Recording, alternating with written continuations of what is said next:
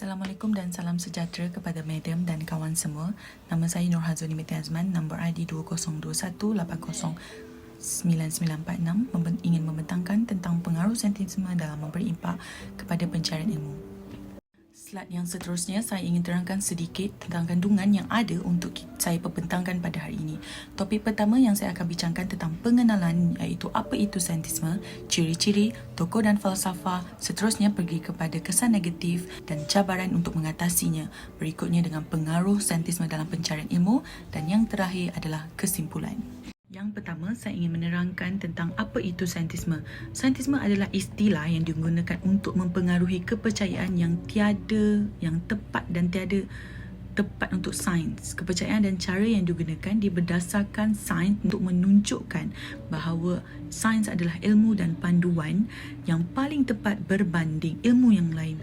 Dan sepertinya kita ada golongan-golongan yang mempercayai menggunakan kaedah saintifik yang menggunakan kaedah yang digunakan seperti eksperimen dan mengkaji sesuatu menggunakan sains punya teori. Yang seterusnya iaitu menerangkan tentang ciri-ciri saintisme.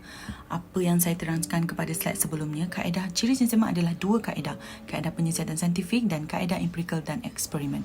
Kaedah penyiasatan saintifik untuk kita memfahamkan sesuatu ni ialah kaedah yang diperolehi melalui secara tepat, teratur dan sistematik mengikut undang-undang. Dia gunakan melalui pemerhatian dan kesimpulan yang ada dan digunakan untuk menyelesaikan, untuk mengumpul data dan berpandukan peraturan yang telah ditetapkan. Manakala kaedah empirikal dan eksperimen adalah gunakan yang satu kaedah yang digunakan berdasarkan pemerhatian yang telah dibuat dengan teliti. Sebagai contohnya, kaedah ni dia mengambil data-data berdasarkan pemerhatian dan amat sesuai digunakan dalam pada zaman sekarang kerana konsep penelitian dan pemerhatian itu yang mengambil masa yang lama sebab kita inginkan sesuatu ketepatan data tersebut. Slide yang seterusnya, saya ingin menerangkan tentang pengkaji saintisme. Pengkaji saintisme iaitu Isidore Auguste Marie Francois Adversa atau digelar Auguste Comte yang dilahirkan pada 19 Januari yang tertera di slide. Beliau menerapkan kaedah circular ideology di mana beliau lebih meneliti sesuatu ilmu melalui pengatapan atau saintifik sahaja tanpa diperjelaskan melalui eksperimen. Pengkajian beliau berdasarkan dasar panca indera saja. Walaupun umum mengakui penggunaan kajian melalui panca indera manusia tidak jelas dan terbatas. Sebagai contoh, Auguste Comte merupakan seorang ahli matematik, tetapi beliau beranggapan bahawa matematik bukan ilmu tetapi fakta untuk alat berfikir secara logik. Yang seterusnya, saya pergi kepada teori evolusi Darwin. Teori evolusi adalah fahaman yang mengenai perubahan dan perkembangan organisme, asal-usul dan kaitan genetik. Dalam teori evolusi ini, dia menjelaskan tentang perkembangan sains biologi yang menggabungkan proses-proses mutasi, pembiakan dan pilihan semula jadi. Ringkasnya, bila mempunyai ciri-ciri baru dan lebih biasa atau jarang daripada generasi sebelumnya, ciri-ciri ini mungkin berlaku disebabkan mutasi gen atau pemindahan gen atau populasi ataupun series. Teori evolusi juga menunjukkan bahawa evolusi berlaku disebabkan oleh proses pemilihan semula jadi. Dalam pemilihan semula jadi ini, sifat yang berbahaya kepada organisma akan dikurangkan dan sifat yang bermanfaat akan mempunyai peluang yang lebih besar untuk hidup dalam pembiakan. Teori Darwin jelas menunjukkan sifat saintisme kerana teori Darwin hanya menggunakan akal fikiran dan tidak berpandukan fakta yang tepat dan kukuh. Slide yang seterusnya, saya ingin menerangkan tentang tokoh-tokoh dan falsafah. Yang pertama, saya ingin menerangkan tentang Francis Bacon. Menurut kajian Mix Allen, Francis Bacon adalah falsafah sains daripada British yang demikian disebut-sebut sebagai pengasas kaedah saintifik. Francis Bacon ialah seorang yang sangat berpegang pada prinsip kebenaran sains adalah sains sendiri, yang dilihat seperti menolak hubungan tentang sains dan kepercayaan agama. Namun beliau tetap berpandangan bahawa sains masih ada dalam hubungan kait untuk meraihkan keagungan Tuhan dan menambah kesihatan pada manusia. Seperti dalam petikan beliau berkata, keruntuhan falsafah melalui pencampurannya dengan tahyul dan teologi adalah sangat meluas dan menjadi sangat parah kepada kedua-duanya, baik secara keseluruhan atau bahagian-bahagian tertentu. Selanjutnya, saya pergi kepada René Descartes. Abad ke-18 dan 19 dia menyaksikan pergantian daripada ilmu keagamaan terhadap ilmu sains sebagai sumber utama dalam masyarakat barat. Hal ini kerana sains menunjukkan lebih bersifat objektif dalam mencari kebenaran. Membahaskan tentang konsep objektiviti di Eropah yang berlaku dalam kalangan ahli falsafah dan ahli mantik yang mewakili beberapa negara tersebut, dan disebabkan itu menjadi asas kepada fahaman sains moden pada masa kini. Selesai tentang tokoh-tokoh falsafah dan seterusnya, saya ingin menerangkan tentang kesan negatif dalam konsep saintisme. Konsep saintisme boleh dikategorikan sebagai ketaksuban yang berlainan kepada kemajuan sains dengan kaedah-kaedah yang saintifik dan tidaklah hanya yang melebihi yang melanjangkau untuk agama. Dan konsep saintisme ada mempunyai kesan yang negatif dan positif. Tetapi kesan yang negatif yang kita boleh terangkan di sini, yang saya terangkan di sini adalah yang pertama yang melibatkan tentang unsur-unsur kerohanian, yang menolak unsur-unsur kerohanian, yang dimasukkan pegangan atau ahli falsafah yang memegang konsep ini berpendapat semua kejadian kegiatan rohani dipandang tidak rasional, malah dikatakan tahyul. Dan yang kedua yang memberi impak ialah kepada akidah seseorang. Apabila kita terlalu bertaksub tentang teori tersebut yang membuatkan kita rasa akidah kita terlalu jauh terpesong. Seterusnya, saya ingin menerangkan tentang cabaran menolak ideologi saintisme. Yang seperti kita tahu, saintisme mempunyai konsep yang bertaksuban untuk dalam golongan mereka. Maka bila kita ingin menolak tentang saintisme ini, kita mempunyai cabaran-cabaran. Yang pertama ialah ketidaktepatan fakta atau golongan saintisme dia memberi impak yang terbesar dalam pencarian ilmu yang menyebabkan ilmuwan ataupun jauh terpesong dengan kaedah yang dipergunakan kerana mempunyai pemikiran-pemikiran yang berbeza. Dan yang kedua ialah menukarkan pemikiran cara golongan saintisme. Bila kita ingin menukar pemikiran tersebut, dia tidak taksub dengan kaedah-kaedah ilmuwan yang dibawa oleh golongan saintisme yang bertetepatan dan hukum Islam yang menyeru bahawa sifat taklid itu ialah sifat yang taksub sesuatu ilmuwan mengenai batas yang harus dicegah agar tidak berterusan dan menjadi ikutan orang ramai. Seterusnya, saya ingin menerangkan tentang pengaruh saintisme dalam pencarian ilmu.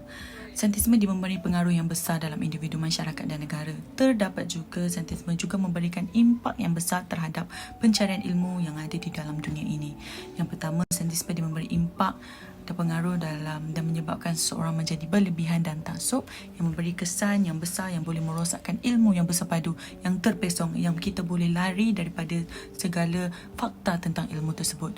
Yang kedua ialah para saintis memainkan peranan yang penting di dalam penyelidikan yang mengenali tekanan yang dalam konsep vacuum, seperti contoh Pascal yang sangat menentang sains atau percaya bahawa kaedah saintifik ataupun yang dipanggil saintisme harus digunakan untuk semua pengetahuan. Walau bagaimanapun, pendapat Pascal untuk terus hidup dalam saintifik atau terselamat daripada saintisme, dia perlu memahami dari segi aspek atas kecerdasan, iaitu kecerdasan geometri dan kecerdasan deria. Keseimbangan dia haruslah ada di antara dua-dua kecerdasan tersebut supaya tidak merosakkan ilmu apa yang dipandangkan oleh Pascal tersebut. Dan yang seterusnya kita pergi kepada memiliki 3 bidang ilmu yang diterbitkan, iaitu ilmu akal, ilmu ahwat dan ilmu asar.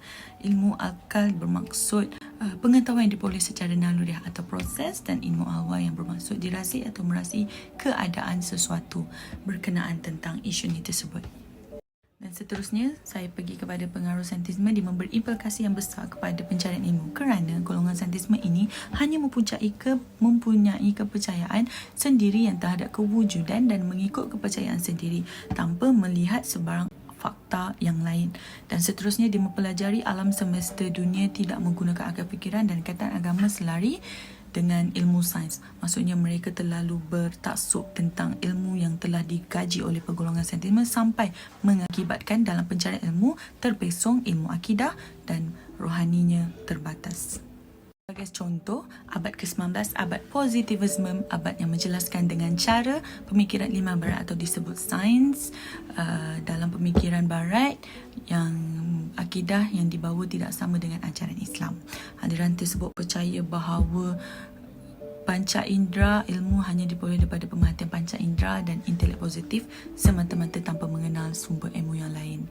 Dan yang golongan saintisme dia tidak menggunakan kaedah lain seperti mengkaji ataupun meneliti terhadap menggunakan kaedah tersebut dan menyelesaikan masalah. Ini merupakan satu punca fakta yang menyebabkan kita terpesong dan mempengaruhi ilmu yang tidak harus diikuti dan ketaksuban menggunakan analogi yang tidak sahih kerana golongan saintisme terlalu taksub tentang apa yang dikabar-kabarkan tanpa melihat apa yang difaktakan dan tentang lari daripada tentang agama, terpesong yang menyampaikan mempengaruhi tentang kajian dalam mencari ilmu.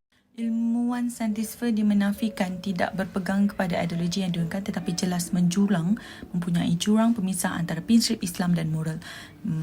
Sekemajuan sistem undang-undang dan hudud juga tidak diperketatkan kerana sistem agama Islam yang lemah. Idea ini menyatakan bahawa dia menindas manusia dan tidak mengikut teori yang telah ditetapkan. Dan seterusnya, kepada kerapuhan sistem agama Islam yang menjadi lemah walaupun mempunyai Islam yang ramai. Sistem ini juga menerapkan sifat pemindasan yang berleluasa dan akhirnya merupakan meranapkan sistem agama Islam. Sistem ekonomi yang kukuh dan maju tetapi kehidupan yang tidak terurus, yakni penindasan yang berluas-luasa dan secara tidak langsung menghabiskan sistem agama Islam yang suci. Dan idea ini menyatakan bahawa kepentingan adalah material boleh membolehkan pembebasan daripada penindasan dengan mengeksploitasi orang lain demi kepentingan individu sendiri. Okey, isi yang terakhir dalam pengaruh saintisme dalam pencarian ilmu tentang berkaitan dengan media sosial. Media sosial yang mendapat tempat di dalam era masa moden kini kerana semua orang boleh mengakses dan mengetahui tentang apa yang kita ingin tahu di dalam media sosial. Oleh itu, umat Islam terutamanya akan mudah terpengaruh kerana golongan sentimen dan faham-faham ideologi ini adalah seperti liputan besar daripada masyarakat lain. Secara tidak langsung, fahaman ini diguna pakai dan tersebar lebih luas kerana media sosial merupakan platform yang utama dan mendapatkan sedikit perubahan dan cara berfikir pendapat dan nilai-nilai yang baru dalam diri seseorang. Dan golongan sentimen sangat menyebarkan tentang ilmu-ilmu yang sangat hipokrit, sangat tidak betul dan menyebabkan golongan yang lain terikut-ikut dan percaya dengan keadaan fakta sahih daripada mereka yang sebenarnya adalah boleh merosakkan hati ilmu dan seseorang. Dan yang terakhir ialah kesimpulan tentang isu yang saya bentangkan hari ini. Isu yang ditimbul disebabkan kesalahfahaman isu sains dan Islam yang menuntut ilmu ataupun sebagainya. Dan apabila pembincangan ini wujud seperti teknologi buatan, semula jadi dan teknologi merujuk kepada sains dan agama tentang proses pengenapastian masalah-masalah yang ada di dalam isu yang timbul ini, adakah isu itu timbul disebabkan memberi pendapat dan ilmu atau pengasingan agama dan menyebabkan ini munculnya isu tersebut. Tapi ilmu sains juga adalah penting di dalam dunia ataupun masyarakat sekeliling dan merupakan satu tuntutan, tetapi sebagai umat Islam adalah penting untuk mempelajari ilmunya. Kepercayaan kepada agama dan sains tidak boleh berada dalam keadaan yang berlawanan. Dalam pencarian ilmu sains ini juga merupakan ilmu pengetahuan tertentu. Kesimpulannya, kita boleh huraikan di sini ialah bersama mana pun ilmu seseorang mencari ilmu dengan wujudnya ideologi saintisme haruslah tidak melebihi daripada segala kesaksian Al-Quran. Sini saja perbincangan saya pada hari ini tentang berkenaan pengaruh saintisme dalam pencarian ilmu. Maaf atas kekurangan dan kesilapan tutur bicara dalam pada video ini dan selamat menonton, dan saya harap ilmu ini saya dapat memperluaskan daripada semua masyarakat bagaimana saintisme ini berlaku, apa itu saintisme dan ciri-ciri saintisme tersebut dan mempunyai kesan negatif. Terima kasih dan Assalamualaikum warahmatullahi wabarakatuh.